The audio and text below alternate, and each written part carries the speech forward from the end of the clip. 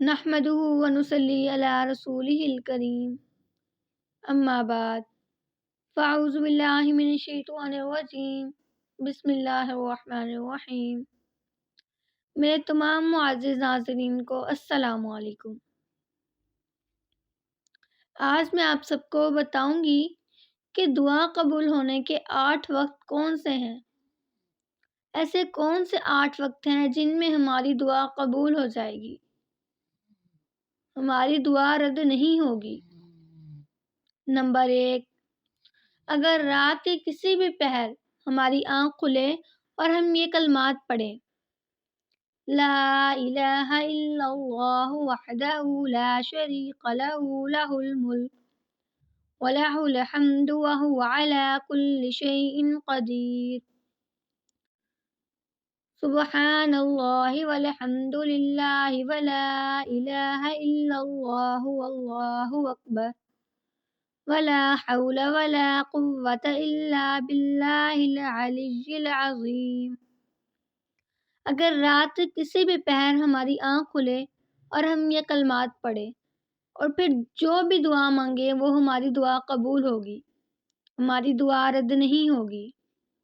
Number 2، سجدے میں ہم جو بھی دعا مانگیں گے وہ ہماری دعا قبول ہوگی، کیونکہ سجدے میں بندہ اللہ رب العزت کے سب سے زیادہ نزدیک یعنی کہ قریب ہوتا ہے۔ نمبر 3، جب اذان ہو اور جماعت کھڑی ہو، ان دونوں کے درمیان کا جو وقت ہو، اذان سے لے کر جماعت کھڑے ہونے تک کے درمیان کا وقت ہو، ان میں ہم جو بھی دعا مانگیں گے وہ دعا ہماری قبول ہو جائے گی۔ نمبر 4، جمعے کے دن ہم جو بھی دعا مانگیں گے وہ دعا ہماری قبول ہوگی، وہ دعا ہماری رد نہیں کی جائے گی۔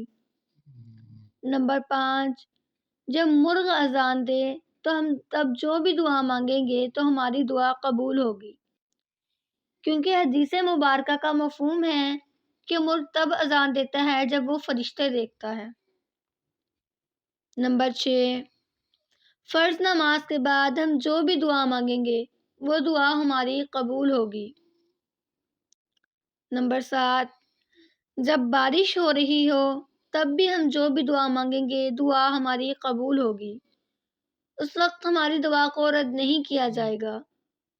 نمبر 8، روزے دار کی دعا کو قبول کیا جاتا ہے، روزے دار کی دعا رد نہیں کی جاتی، یعنی کہ یہ 8 اوقات 8 وقت ایسے ہیں جن میں ہماری دعا اللہ رب العزت قبول کریں گے، جن اوقات میں ہماری دعا کو رد نہیں کیا جائے گا۔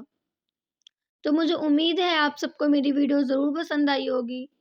اگر آپ لوگ کو میری ویڈیو پسند آئے تو میری ویڈیو کو لائک کریں، میرے چینل کو سبسکرائب کریں، بیل آئیکن کو پریس کریں اور ویڈیو کو زیادہ سے زیادہ لوگوں تک شیئر کریں۔ شکریہ۔